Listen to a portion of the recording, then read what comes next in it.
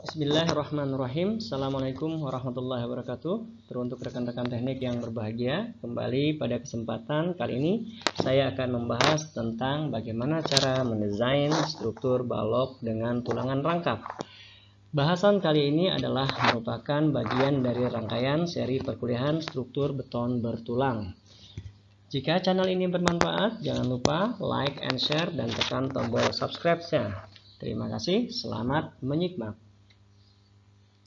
Sama seperti dengan balok dengan sistem penulangan tunggal, pada bahasan kali ini saya akan membahas tentang bagaimana perilaku balok dengan tumpuan sederhana ya, atau tumpuan sendi roll.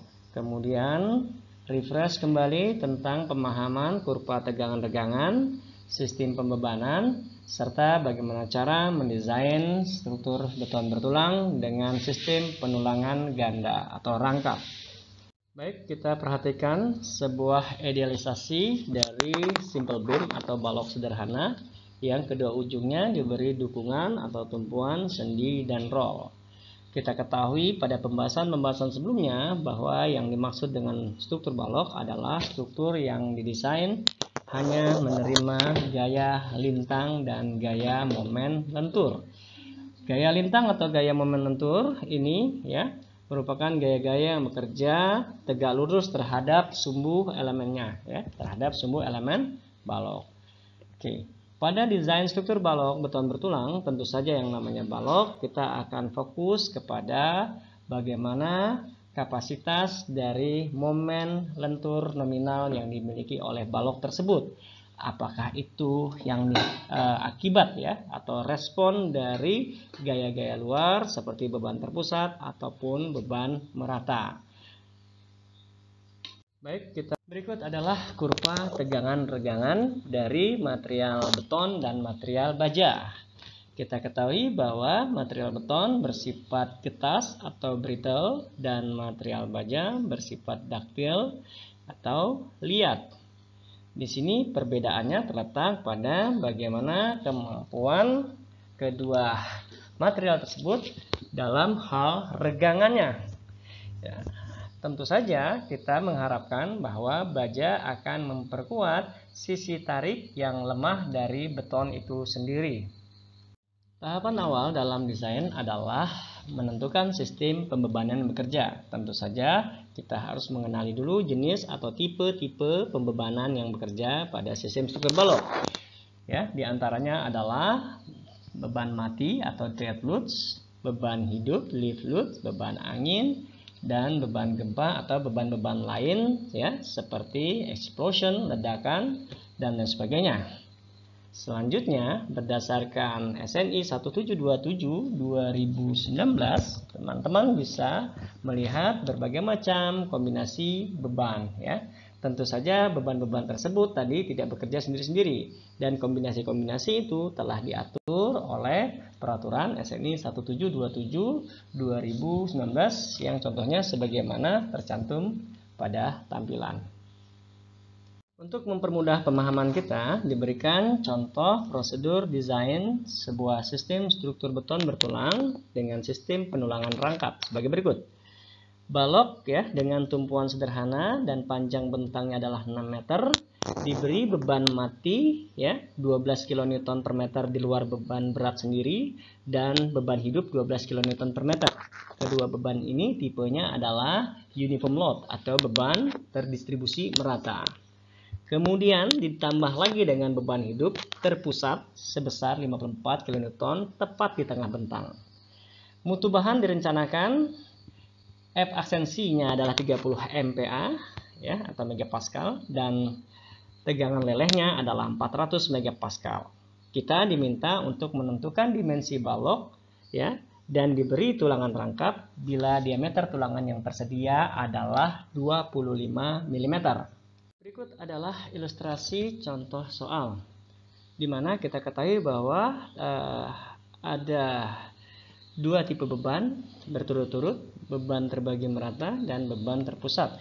Tentu saja masing-masing berbeda dalam mencari momen maksimumnya ya. Karena momen maksimum di sini adalah momen yang terjadi di tengah bentang balok.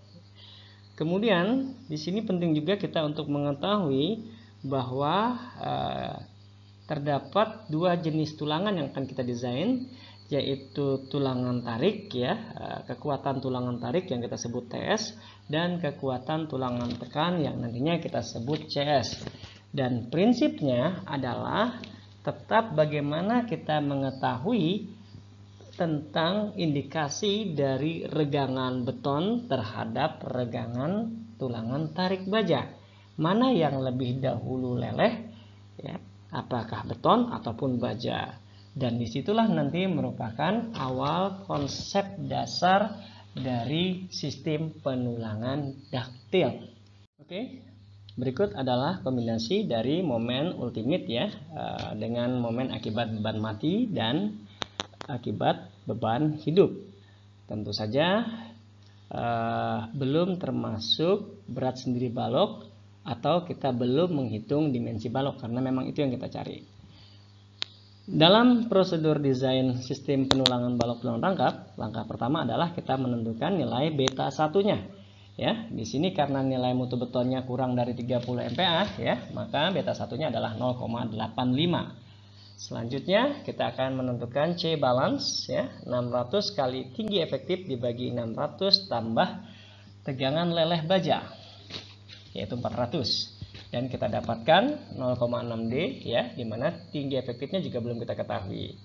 Selanjutnya dari C balance kita akan mendapatkan A balance, yaitu A balance sama dengan beta 1 C balance, sehingga A balance adalah 0,51D. Agar sistem penulangan kita adalah daktil atau liat, maka A sama dengan 0,75 A balance ya, dan kita dapatkan A 0,3825 tinggi efektif D. Selanjutnya dengan menggunakan parameter A dan D tadi, kita akan hitung momen nominal ya, yang dimiliki oleh balok beton dengan formula 0,85 kali F aksensi kali B kali A kali D min setengah A, sehingga kita akan dapatkan sebuah persamaan ya yang mengandung B, D ya, B dan D. Oke, selanjutnya momen nominal ya itu adalah momen ultimate dibagi theta, karena kan kita belum juga dapatkan momen nominalnya ya. Momen ultimate-nya sudah didapat dari hasil kombinasi 1,2 momen akibat beban mati ditambah dengan 1,6 momen akibat beban hidup. Nah, di sini kita dapatkan hubungan ya antara momen nominal dan parameter B dan D. Kita tentukan saja B-nya adalah setengah D, sehingga dengan mudah kita bisa dapatkan berapa D-nya yang merupakan akar pangkat 3 ya, yaitu 419,1 mm. Dan B adalah setengah dari D, yaitu 209,55 mm. Selanjutnya kita sederhanakan angka dimensi biar mudah dikerjakan, yaitu lebar balok menjadi 200 mm dan tinggi efektif menjadi 400 mm. Di sini kita menggunakan selimut beton ya 5 cm atau 50 meter, sehingga kita dapatkan tinggi balok menjadi 450 mm atau 0,45 meter.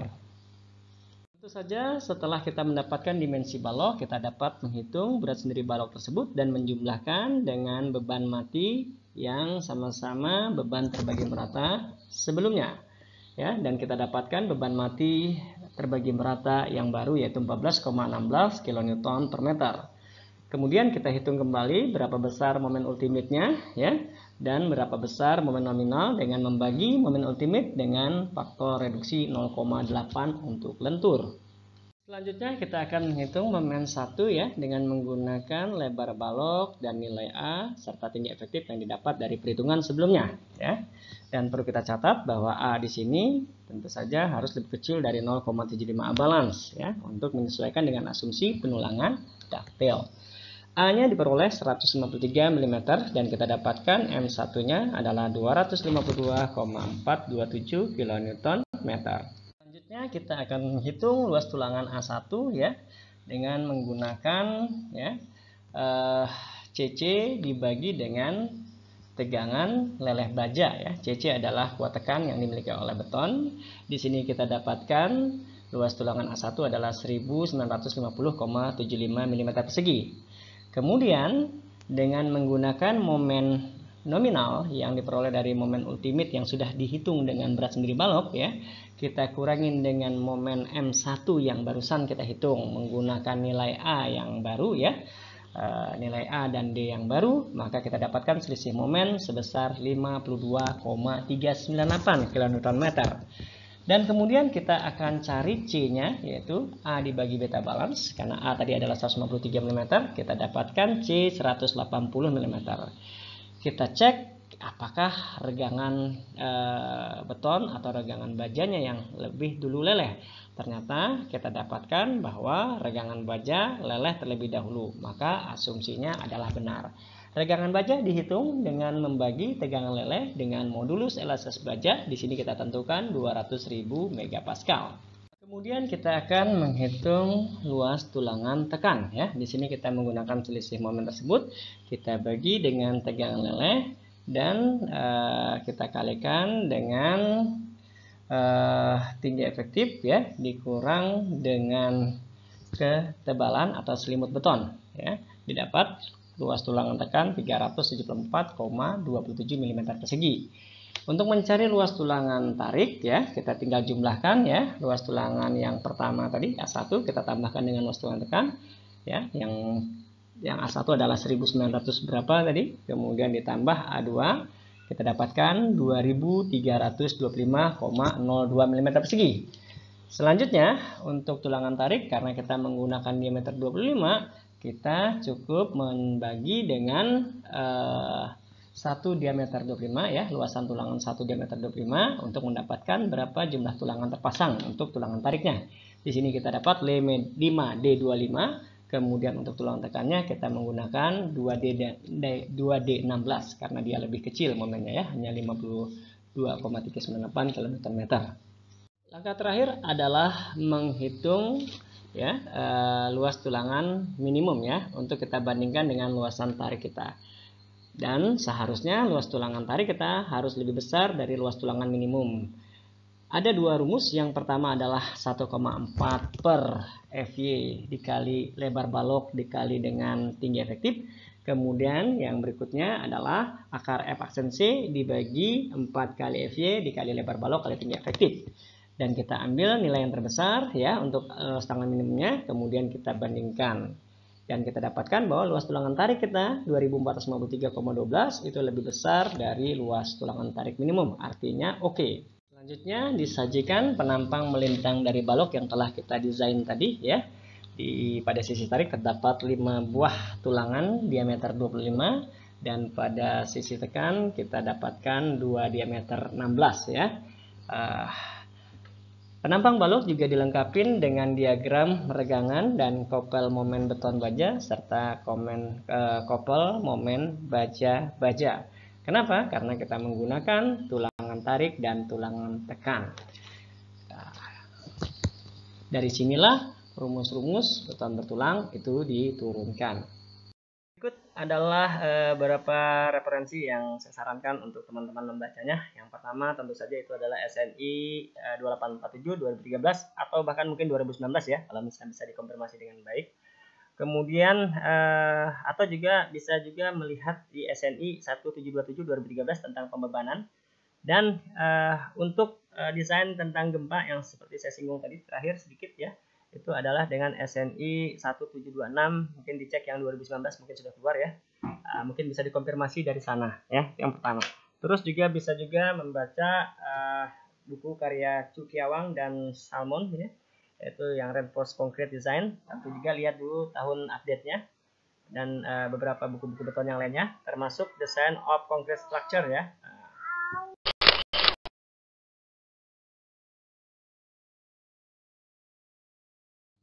Demikian yang bisa saya sampaikan, semoga membantu rekan-rekan dalam memahami bagaimana cara mendesain struktur beton bertulang dengan sistem penulangan ganda.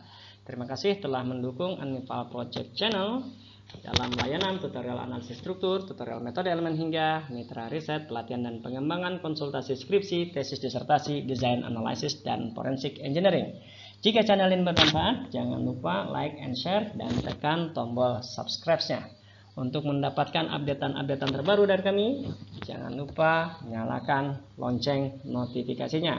Tetap sehat, tetap semangat, dan tetap berbakti kepada kedua orang tua. Assalamualaikum warahmatullahi wabarakatuh.